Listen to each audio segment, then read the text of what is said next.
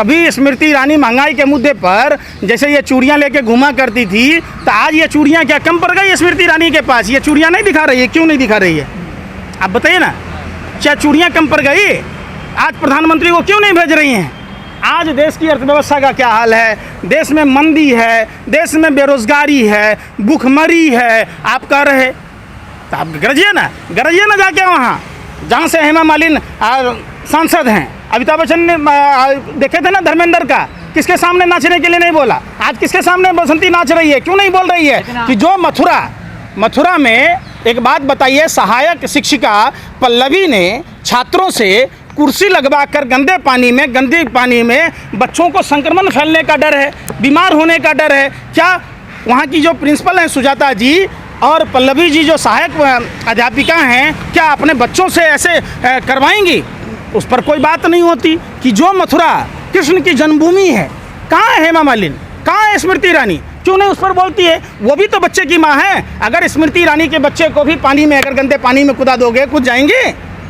आप बताओ ना। लेकिन आजकल वो गांधी परिवार पे बड़ा हमलावर हो रही है। देखिए स्मृति ईरानी, देखिए क्या है, चले नाबे तांगन टेरा, चोर मचाए शोर। इनका जो काम है ये सिर्फ शोर मचाना जानते हैं। सारे पाप का एक ही केंद्र बिंदु है भारतीय जनता पार्टी। आप दुनिया का कोई भी कुकर्म कीजिए और भारतीय जनता पार्टी ज्वाइन कर लीजिए, आपके सारे कुकर्म माफ़ हो जाएंगे। भाई सरकार में है, ईडी है, सीबीआई है, आईटी है, सुप्रीम कोर्ट है, सब कुछ है उसके हाथ में, जो मन चाहे वो कर ले। खोरी गांव का मामला आपको पता है? खोरी गांव में गरीबों के घर तोड़ दिए गए और अमीरों के जो फार्म हाउस हैं, आज तक उस ज़मीन को कोई पूछने वाला है?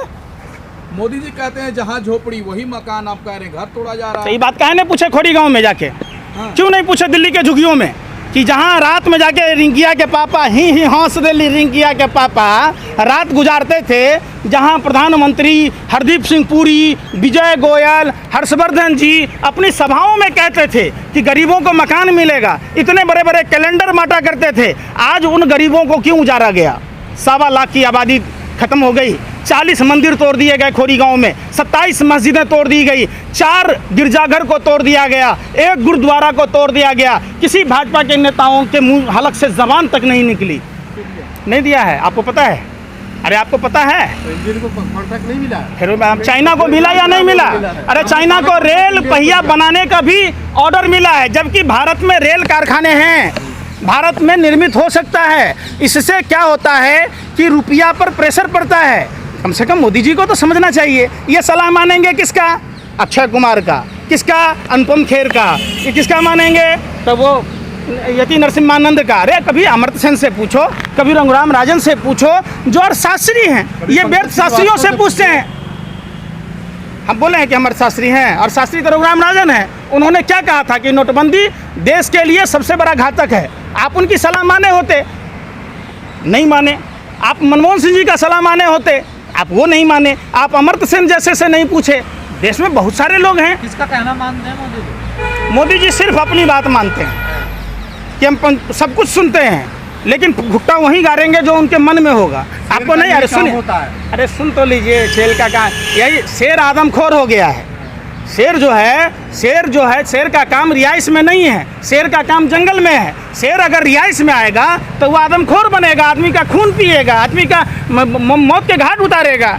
शेर हैं और शेर कौन होता है? जानवर होता है, वो इंसान है। आप देश के प्रधानमंत्री के बारे में ऐसा बात बोलते हैं, आप पत्रकार, आपको शर्म नहीं आती है कि इंसान को आप जानवर बना रहे? बेशर्मो। ताकतवर हिसाब से देख रहे हैं। इंसान इंसानी है, तो इंसान के जो काम है, इंसान रूपी काम करते हैं। इंसान आपने देखा होगा, इंसान का काम क्या है? स्कूल का काम कर रहा है, अस्पताल बनाना, तो वो काम ही नहीं है। आपने कभी पूछा सवाल? अरे सुन तो ले, अरे भाई सुन नहीं रहे, आप शेर पर जा रहे। वो भी ताकतवर राजा है इस देश से। हो गया तो जाइए ना लद्दाख में, अरुणाचल में जो गांव बसा लिया चाइना, खाली करवाइए ना। ताकतवर हैं तो। नेपाल ने जो जमीन कब्जा कर लिया उसको खाली करवाइए ना। काहे नहीं करवा रहे? तो राजनाथ सिंह कह तो रहे हैं चीन की मंशा ठीक नहीं है, तो सरकार क्यों नहीं मान रही है? मोदी जी इस पर देश से क्यों नहीं संसद में वक्तव्य दे रहे हैं? आखिर मोदी जी को माफ़ी मांगने में डर किस बात का है? माफ़ी मांगे मोदी जी कि चाइना को जो क्लीन चिट दिया, जो हमारे सेना के जवानों की शहादत हुई थी, उस पर पानी फेरने का काम किया था। ये प्रधानमंत्री को माफ़ी मांगना चाहिए था देश से कि न घुसा है न घुसा है। अरे ये क्या बनने का भैया मतलब है? आप हम बताओ ना। तो राजनाथ सिंह जी झूठे हैं कि प्रधानमंत्री झूठे हैं, ये तो राजनाथ सिंह जी के बयान से साफ स्पष्ट है। भाजपा आरएसएस के लोगों को ये समझ में तो आया कि तिरंगा भारत का शान है। ये वही भाजपा आरएसएस के लोग हैं जो 52 सालों तक अपने कार्यालयों पर झंडा नहीं फहराया, तिरंगों को अपने पैरों तले रौंदा।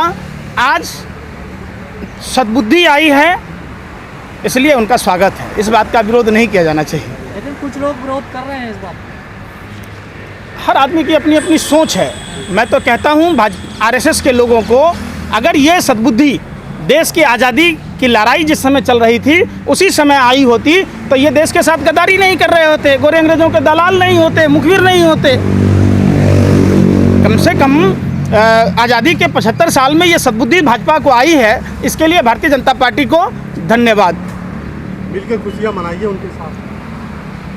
उनके साथ खुशियाँ कौन मना कर रहा है? आप अगर देश के लिए काम करेंगे, हर आदमी करेगा। हम तो विरोध ही सिर्फ इस बात का करते हैं कि आप सिर्फ तिरंगा मत बांटिए, तिरंगा फहराने की ही बात मत कीजिए। तिरंगे के महत्व को समझिए कि देश में तिरंगा ही चलेगा, दुरंगा नहीं चलेगा। ये जो भारतीय जनता पार्टी का झंडा और नियति जो दुरंगे की है, इसको आप छोड़ दीजिए। तिरंगा जो रियल में तिरंगा का संदेश है, उस संदेश को भी मोदी जी को भगवान सद्बुद्धि दे। तो इसके पीछे भी कुछ क्या चाल है बीजेपी की? बिल्कुल। सबसे पहले मोदी जी को तो ये बताना चाहिए कि हमारा तिरंगा खादी के कपड़े का बना होता है और उन्होंने खादी ग्रामोद्योग जो समितियां हैं उनको ना देके चाइना को क्यों ऑर्डर किया है। तो तिरंगे का महत्व तो यही समझ में आ रहा है कि वो क्या अहमियत दे रहे हैं। और उन्होंने तिरंगा के प्रति जो झूठा राष्ट्रवाद परोसने की कोशिश की है, वो पूरा भारत का आवाम, एक एक आदमी, भारत का कण कण में आदमी जानता है कि ये लोग झूठ और फरेब हुए लोग हैं और ये लोग सिर्फ और सिर्फ राजनीतिक फ़ायदा के लिए इस तरीके का तिरंगे का महत्व दे रहे हैं। ये वही लोग हैं जो तिरंगे को अपने पैरों तले रौंदा था, अपने कार्यालयों पर झंडा नहीं फहराया था, तिरंगे का अपमान करते थे। ये वही लोग हैं। विपक्ष के लोग आजकल ईडी से बड़ा डर रहे हैं। आप हमको एक बात बताइए, 5400 से अधिक मामले ईडी में है, तो आपने कह दी असम के मुख्यमंत्री पर कभी ईडी की कार्रवाई होती थी तो डरा नहीं, तो भाजपा में कैसे गया और भाजपा उसको मुख्यमंत्री कैसे बनाया? ईडी असम के मुख्यमंत्री पर कार्रवाई क्यों नहीं कर रही?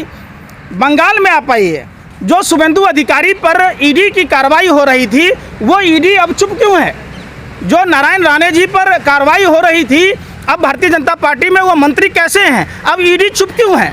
ईडी तो ऐसे व्यवहार कर रही है, ईडी का नाम बदलकर भारतीय जनता पार्टी रख देना चाहिए। आप समझिए, जैसे आपने शक्तिमान सीरियल देखा होगा, गंगाधर ही शक्तिमान है और शक्तिमान ही गंगाधर है। ईडी ही भारतीय जनता पार्टी है, भारतीय जनता पार्टी ही ईडी है। अब तो सुप्रीम कोर्ट ने भी कह दिया कि ईडी गिरफ्तारी कर सकती है उसको। सुप्रीम कोर्ट या कोई भी संवैधानिक संस्था कोई अपने आप अपने स्वविवेक से कोई फैसला लेता है क्या देश में? अब अच्छा, अब सुप्रीम कोर्ट में भी शक है आपको नहीं है?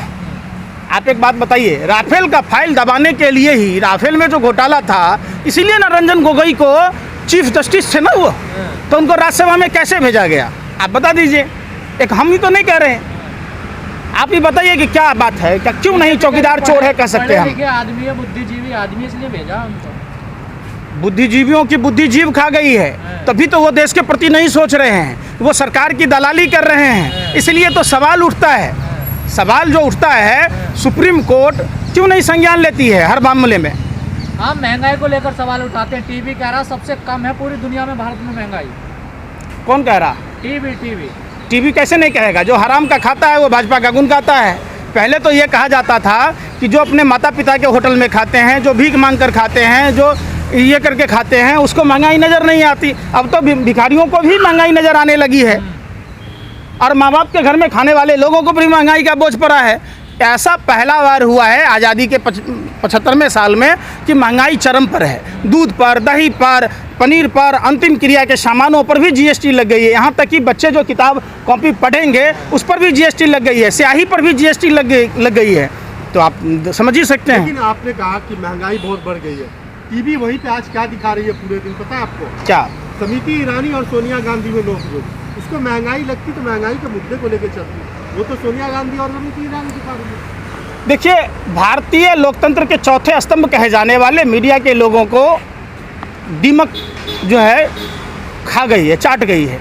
वो पहले के राजा महाराजा जैसे भान रखते थे, ऐसे ही अब वो मीडिया का रोल हो गया है कि सरकार के सामने कर रही है। एक बात बताइए, भारत की मीडिया उस समय डिबेट क्यों नहीं करती है जब अडानी के पोर्ट पर कंटेनर का कंटेनर हेरोइन पकड़ा जाता है, जब उसी गुजरात में बार बार हेरोइन की खेपें पकड़ी जाती है, उसी गुजरात में जहरीली शराब से कितने लोगों की मौतें हुई है, उस पर कोई डिबेट नहीं होता है। डिबेट तो उस पर भी नहीं होता है कि उसी उदयपुर सिटी में महिला मंत्री के होते हुए भाजपा का जिला अध्यक्ष नशे में धुत होकर था।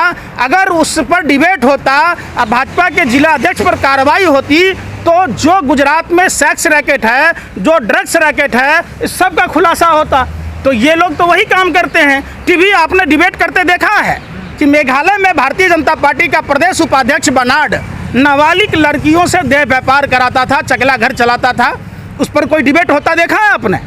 लेकिन सुनिए ना, एक निर्भया कांड पर कितनी बातें हुई, हजारों निर्भया देश में हो गई, कभी उस पर डिबेट देखा है क्या? भारतीय जनता पार्टी राम और कृष्ण की बात करके ये चकला घर चलाने का काम करेगी, बाढ़ चलाने का काम करेगी, हथियारों की सप्लाई करने का काम करेगी, भारत की खुफिया जानकारी पाकिस्तान देने को काम करेगी?